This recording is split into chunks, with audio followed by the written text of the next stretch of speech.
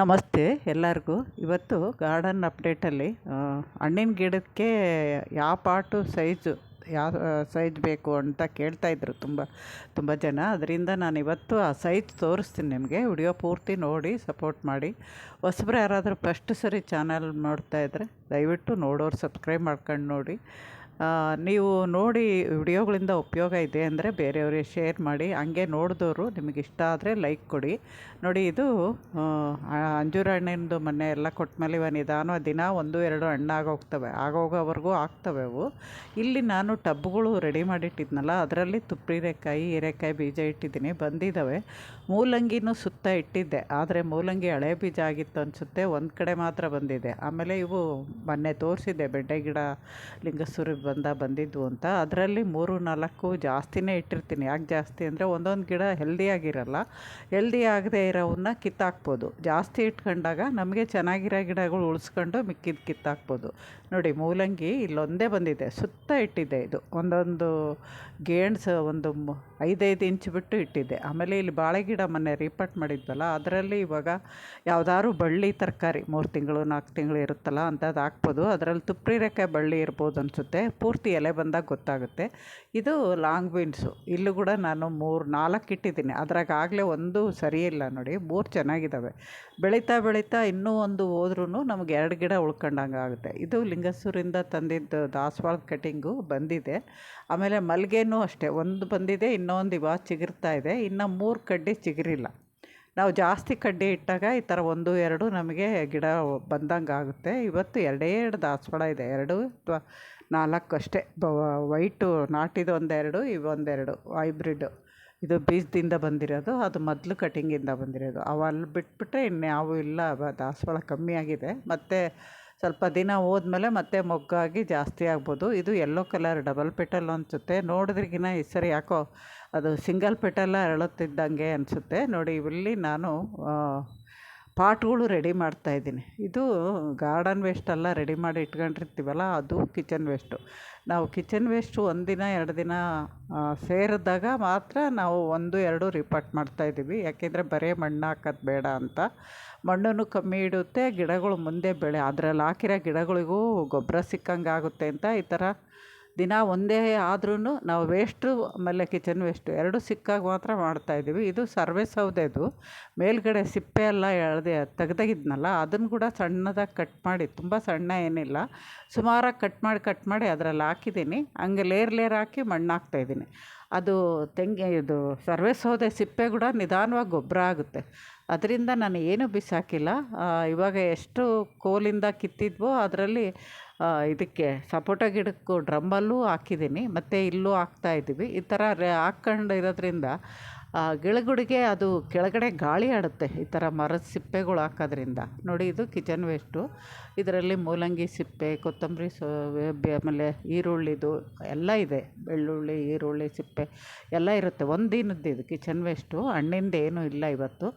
ಅದಕ್ಕೆ ಅದನ್ನು ಹಾಕ್ಬಿಟ್ಟು ಇವಾಗ ಮಣ್ಣು ಹಾಕ್ತಾಯಿದ್ವಿ. ಕಿಚನ್ ವೇಸ್ಟ್ ಮೇಲೆ ಹಾಕ್ತಾಯಿದ್ವಿ. ಗಮನಿಸಿ, ಇವತ್ತೇ ನಾನು ಇದರಲ್ಲಿ ಗಿಡ ಇಡ್ತೀನಿ. ಅದರಿಂದ ಕೆಳಗಡೆ ನಾನು ಬೇರೆ ಗಾರ್ಡನ್ ವೇಸ್ಟ್ ಹಾಕ್ಬಿಟ್ಟು ಮಧ್ಯದಲ್ಲಿ ಕಿಚನ್ ವೇಸ್ಟ್ ಹಾಕಿ ಮೇಲ್ಗಡೆ ಜಾಸ್ತಿನೇ ಮಣ್ಣು ಹಾಕ್ಬಿಟ್ಟು ಗಿಡ ಇಡ್ತೀನಿ. ಫಸ್ಟ್ ಈ ಥರ ರೆಡಿ ಮಾಡ್ಕೊಂಬಿಡ್ಬೇಕು ಪಾಟು. ಈ ಥರ ರೆಡಿ ಮಾಡ್ಕೊಂಡ್ಮೇಲೆ ನಾವು ಯಾವ ಗಿಡ ನೆಡ್ತೀವೋ ಆ ಗಿಡ ತಂದಿಟ್ಕೊಂಡ್ರೆ ಸರಿ ಹೋಗುತ್ತೆ. ಮೊದಲೇ ಗಿಡ ತಂದಿಟ್ಕೊಂಡು ತೆಗೆದು ಬಿಡಬಾರ್ದು. ಇಲ್ಲಿ ನಾನೆಲ್ಲ ಆದಮೇಲೆ ಪ್ರೆಸ್ ಮಾಡಿ ಅದಕ್ಕೊಂಚೂರು ಫಂಗಸ್ ಪುಡಿನೂ ಹಾಕಿದ್ದೀನಿ. ಯಾಕೆಂದರೆ ಕಿಚನ್ ವೇಸ್ಟಲ್ಲೋ ಅಥವಾ ಯಾವುದ್ರಾಗೋ ಫಂಗಸ್ ಇದ್ದರೆ ಇದಾಗುತ್ತೆ ಅಂತ. ನೋಡಿ, ಇದು ಚಿಕ್ಕ ಪಾಟಲ್ಲಿದೆ, 12 ಇಂಚ್ ಪಾಟು ಅಂದ್ಕೊಳ್ಳಿ, 12. ಅದರಲ್ಲಿ ಹಾಕಿದ್ದೆ ನಾನು ಸುಮಾರು ಹೆಚ್ಚು ಕಮ್ಮಿ 8 ತಿಂಗಳು 9 ತಿಂಗಳು ಆಯಿತು ಅದರಲ್ಲಿ ಹಾಕಿ. ತುಂಬ ಚಿಕ್ಕ ಗಿಡ ಇತ್ತು, ಇವಾಗ ಅಷ್ಟು ಉದ್ದ ಬಿಟ್ಟು ಕಾಯಿನೂ ಬಿಡ್ತಾ ಇದೆ. ಇನ್ನು ಅಷ್ಟೇ ಚಿಕ್ಕದ್ರಲ್ಲಿದ್ದರೆ ಅದು ಸರಿಯಾಗಿ ಕಾಯಿ ಬಿಡೋಲ್ಲ, ಗಿಡನೂ ಜಾಸ್ತಿ ಬೆಳೆಯಲ್ಲ ಅಂತ ಹೇಳ್ಬಿಟ್ಟು ನಾನು ಮಾಡ್ತೀನಿ. ನೋಡಿ, ಅದು ಎಷ್ಟು ಚಿಕ್ಕ ಪಾಟು, ಇಷ್ಟು ಸೈಜ್ ಆದರೆ ಸಾಕು ಹಣ್ಣಿನ ಗಿಡಕ್ಕೆ, ಅದಕ್ಕಿಂತ ಜಾಸ್ತಿ ಬೇಡ. ಅದು 16 ಇಂಚಸ್ ಪಾಟು ಅನಿಸುತ್ತೆ, 16 ಅಥವಾ 18 ಅಲ್ಲ 16, ಅದು 16 18 ಆದರೆ ಇನ್ನೂ ದೊಡ್ಡದಾಗುತ್ತೆ. ನಾನು ಇನ್ನೊಂದು ದೊಡ್ಡ ಚೇಪೆ ಗಿಡ ಇಟ್ಟಿದ್ದೀನಲ್ಲ, ಅಂಥದ್ದಾದರೆ ಇನ್ನೂ ಚೆನ್ನಾಗಿ ಬೆಳೆಯುತ್ತೆ. ಇವಾಗ ಸದ್ಯಕ್ಕೆ ಇದರಲ್ಲಿ ಇಟ್ಟರೆ ಕೂಡ ಗಿಡ ಚೆನ್ನಾಗೇ ಬೆಳೆಯುತ್ತೆ. ಆಮೇಲೆ 2-2.5 ವರ್ಷಕ್ಕೆ ಅದ್ರ ಮೇಲೆ ಬೇರು ಎಷ್ಟು ಜಾಸ್ತಿ ಬೇರು ಜಾಸ್ತಿ ಆದಾಗ ನಮಗೆ ಮೇಲೆಲ್ಲ ಬೇರು ಕಾಣುತ್ತೆ. ಆವಾಗ ರೀಪಾಟ್ ಮಾಡ್ಕೊಬೋದು. ಈ ಥರ ಮಾಡ್ಕೊಬೋದು. ತುಂಬ ದೊಡ್ಡದ್ರಲ್ಲಿ ಹಾಕೋದು ರೀಪಾಟ್ ಮಾಡೋಕ್ಕೆ ಕಷ್ಟ ಆಗುತ್ತೆ. ಯಾವ ಅಸಲು ರೀಪಾಟೇ ಮಾಡೋಕ್ಕಾಗಲ್ಲ ಅನ್ನೋದು, ಅಥವಾ ಡ್ರಮ್ಮು ನಮ್ಮ ಹತ್ರ ಇದ್ದರೆ ಮಾತ್ರ ನಾನು ಡ್ರಮ್ಮಲ್ಲಿ ಹಾಕ್ಕಂತೀನಿ, ಇಲ್ಲಾಂದರೆ ಪಾಟ್ಗಳಿಗೆ ಹಾಕ್ಕಂತೀನಿ. ಪಾಟ್ಗಳಿಂದ ಗಿಡಗಳು ತೆಗಿಯೋದು ಸುಲಭ, ಮತ್ತು ರೀಪಾಟ್ ಮಾಡೋದು ಈಜಿ. ಅದರಿಂದ ತೆಗಿತಾಯಿದ್ದೀನಿ. ವಾಟ್ರ್ ಬಾಟ್ಲಲ್ಲೂ ಕಷ್ಟ, ತೆಗಿಯೋದು ತುಂಬ ಕಷ್ಟ ಆಗುತ್ತೆ. ಬೆಳೆಯೋದೇನೋ ಬೆಳೆದ್ಬಿಡ್ತವೆ, ತೆಗಿಬೇಕಾದ್ರೆ ಕಷ್ಟ ಆಗುತ್ತೆ. ನೋಡಿ, ಇವತ್ತು ತೆಗ್ದಿದ್ದೀವಲ್ಲ, ನಾನು ಜಾಸ್ತಿ ಇದನ್ನು ರೂಟು ಡಿಸ್ಟರ್ಬ್ ಮಾಡಲ್ಲ. ಕೆಳಗಡೆ ಅದು ವೇಸ್ಟ್ ಹಾಕಿದ್ದು. ಇದು ಕೂಡ ಕೆಳಗಡೆ ಮಣ್ಣು ನೀವು ಗಮನಿಸ್ಬೋದು, ಸ್ವಲ್ಪ ಕಪ್ಪಗಿದೆ. ಅಂದರೆ ಅಲ್ಲಿ ಗೊಬ್ಬರದ ಅಂಶ, ನಾವು ಹಾಕಿರೋ ವೇಸ್ಟು ಗೊಬ್ಬರ ಆಗಿದೆ. ಇವಾಗ ನಾನು ಆ ಮಣ್ಣನ್ನೇ ಇದಕ್ಕೆ ಹಾಕ್ತೀನಿ.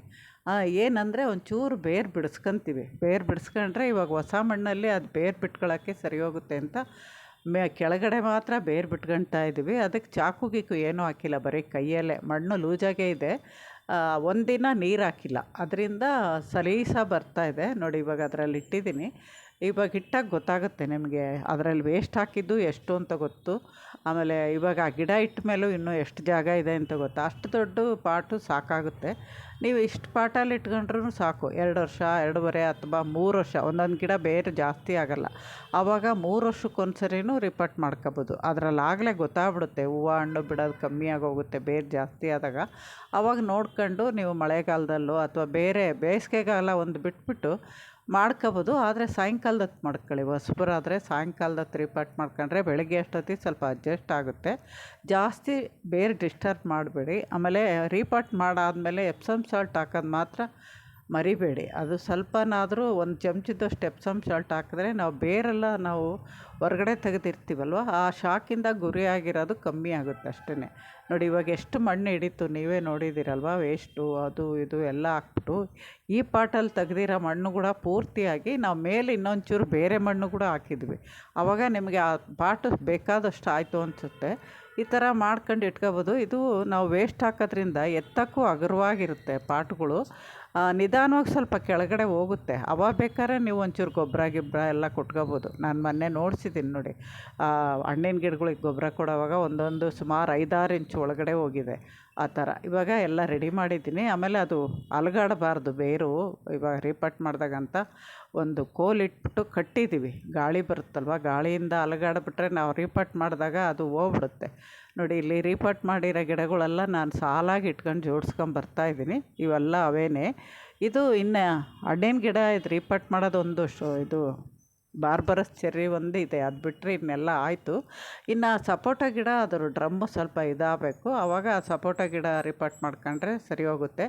ಇನ್ನು ಒಂದು ಬೀಜದಿಂದ ಬಂದಿರೋವಿದ್ದಾವೆ. ಸದ್ಯಕ್ಕೆ ಇವಾಗ ಪಾಟ್ಗಳು ಇಲ್ಲ, ದೊಡ್ಡ ಸೈಜ್ ಖಾಲಿ ಆಯಿತು ಎಲ್ಲ. ಇನ್ನು ಇವತ್ತು ಪ್ಯಾಷನ್ ಫ್ರೂಟು ಅದೂ ದೊಡ್ಡ ಪಾಟಲ್ಲೇ ಸೇಮ್ ಇವಾಗ ಇಟ್ಟನಲ್ಲ ಅದೇ ಪಾಟಲ್ಲೇ ಇಟ್ಬಿಟ್ಟು ರೀಪಾಟ್ ಮಾಡಿದ್ದೀನಿ. ಅದನ್ನು ರೀಪಾಟ್ ಮಾಡೋದೇನು ತೋರಿಸ್ಲಿಲ್ಲ, ಗಿಡ ಇಟ್ಟಾದಮೇಲೆ ತೋರಿಸ್ತೀನಿ. ನೋಡಿ, ಇಲ್ಲಿ ಇದು ಪ್ಯಾಷನ್ ಫ್ರೂಟ್ ಗಿಡ, ಅದನ್ನು ಇಲ್ಲಿ ಇಟ್ಬಿಟ್ಟು ಅದರಲ್ಲಿ ಇನ್ನೊಂದು ಪ್ಯಾಷನ್ ಫ್ರೂಟ್ ಚಿಕ್ಕದ್ರಲ್ಲಿತ್ತು, ಅದನ್ನು ಅಲ್ಲೇ ಇಟ್ಬಿಟ್ಟು ನೀರು ಹಾಕಿದ್ದೀವಿ. ಫಸ್ಟ್ ಸರಿ ರೀಪಾಟ್ ಮಾಡಿ ಎಪ್ಸಮ್ ಸಾಲ್ಟ್ ಹಾಕಿದಾಗ ನೀರು ಫುಲ್ ಹಾಕಬೇಕು. ನಾವು ಓಲ್ ಮಾಡಿರ್ತೀವಲ್ಲ, ಆ ಓಲಿಂದ ನೀರು ಈಚೆ ಬರಬೇಕು. ಒಳಗಡೆ ಏನಾದ್ರು ಏರ್ ಬಬಲ್ಸ್ ಇದ್ದರೆ ಅದೆಲ್ಲ ನೀರಿನ ಜೊತೆಗೆ ಈಚೆ ಬರುತ್ತೆ. ಆವಾಗ ಗಿಡ ಸಾಯೋ ಚಾನ್ಸ್ ಇರೋಲ್ಲ. ಅದರಿಂದ ನೋಡಿ, ಇದನ್ನು ನಾನು ಇಲ್ಲಿಟ್ಟಿದ್ದೀನಿ. ಮೇಲ್ಗಡೆ ಕಂಬಿ ಇದೆ, ತೋರಿಸ್ತೀನಿ. ಡ್ರ್ಯಾಗನ್ ಫ್ರೂಟ್ ಇಟ್ಟಿದ್ದೀವಲ್ಲ, ಅಲ್ಲಿ ಮಧ್ಯದಲ್ಲಿ ಇದನ್ನು ಇಟ್ಟಿದ್ದೀನಿ. ಮೇಲೆ ಹಬ್ಬಕ್ಕೆ ಬರುತ್ತೆ ಅಂತ ಅದಕ್ಕೆ ದಾರನೂ ಕಟ್ಟಿದ್ದೀನಿ. ಬಳ್ಳಿ ಥರ ಬಂದಿತ್ತು, ಆದ್ರೂ ನಾವು ತೆಗಿಬೇಕಾದ್ರೆ ಅದು ಕಟ್ಟಾಯಿತು. ಮತ್ತೆ ಬೆಳೆಯುತ್ತೆ, ಅದೇನಿಲ್ಲ. ಬೇರೆಲ್ಲ ತುಂಬ ಚೆನ್ನಾಗಿ ಬೆಳೆದಿತ್ತು. ಚಿಕ್ಕ ಪಾಟಲ್ಲಿತ್ತು, ಅದು ಬೇರೆ ಡಿಸ್ಟರ್ಬ್ ಮಾಡ್ದೆ ಹಂಗೆ ಇಟ್ಟಿದ್ದೀನಿ. ನೋಡಿ, ಇದು ಇವತ್ತು ರೀಪಾಟ್ ಮಾಡಿರೋದು ಇಲ್ಲಿ ಇಟ್ಟಿದ್ದೀವಿ. ನೆಕ್ಸ್ಟು ನೋಡಿಸ್ತೀನಿ ಅದು ಯಾವ ಥರ ಸರ್ವೈವಲ್ ಆಯ್ತು ಅಂತ. ಎಲೆ ಸ್ವಲ್ಪ ಬಾಡಿದರೆ ಎಲೆ ತೆಗಿತೀನಿ, ಇಲ್ಲಾಂದರೆ ತೆಗಿಯೋಕ್ಕೆ ಹೋಗಲ್ಲ. ಆಮೇಲೆ ಅಕ್ಕಪಕ್ಕ ಇರೋ ಸ್ಟೆಮ್ಗಳು ಸೊಟ್ಟಪಟ್ಟ ಬೆಳೆದಿದ್ದರೆ ಅದೊಂಚೂರು ದಾರ ಕಟ್ಕೊಂಬಿಟ್ರೆ ಸ್ಟ್ರೈಟಾಗಿ ಬೆಳೆಯುತ್ತೆ. ಈ ಥರ ಈಸಿಯಾಗಿ ರೀಪಾಟ್ ಮಾಡ್ಕೊಬೋದು. ಇನ್ನು ಸಾಮಂತಿಗೆ ಗಿಡಗಳು ಇದ್ದಾವೆ ರೀಪಾಟ್ ಮಾಡೋವು, ಮಾಡ್ತೀನಿ. ಹಿಂಗೆ ಒಂದೊಂದೇ ದಿನ, ಒಂದು ದಿನ 2 ಎಷ್ಟಾಗುತ್ತೋ ಅಷ್ಟು. ಆಮೇಲೆ ಇದು ದೊಡ್ಡದು ಡ್ರಮ್ಮು ದಾಸವಾಳ ಇತ್ತಲ್ಲ, ಆ ಕಡೆ ಇಟ್ಟಿದ್ದು ಈ ಕಡೆ ತರಬೇಕು ಅಂದಲ್ಲ, ತಂದು ಇಲ್ಲಿ ಇಟ್ಟಿದ್ದೀವಿ. ನೋಡಿ, ಇಲ್ಲಿಟ್ಟರೆ ವಾಸಿ ಅನಿಸ್ತು ನನಗೆ, ಇಲ್ಲಿಟ್ಟಿದ್ದೀನಿ. ಆ ಕಡೆಯಿಂದ ಅಳಿಲಿನ ಕಾಟ ಜಾಸ್ತಿ ಆಗಿತ್ತು, ಮೇಲಿಂದ ಬಂದ್ಬಿಟ್ಟು ಇದು ಮಾಡೋದು. ಅದಕ್ಕೆ ಆ ಗಿಡ ತಂದಿಟ್ಟಿದ್ದೀವಿ.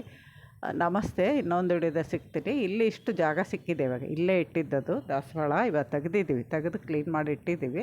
ನೆಕ್ಸ್ಟು ನೋಡ್ತೀನಿ ಅದು ಯಾವ ಥರ ಬರಬೇಕು, ಹಣ್ಣಿನ ಗಿಡ ಆ ಥರ ಸಾಲೆ ಬರಬೇಕಾ ಅಂತ. ನಮಸ್ತೆ, ಇನ್ನೊಂದು ವಿಡಿಯೋದ ಸಿಗ್ತೀನಿ.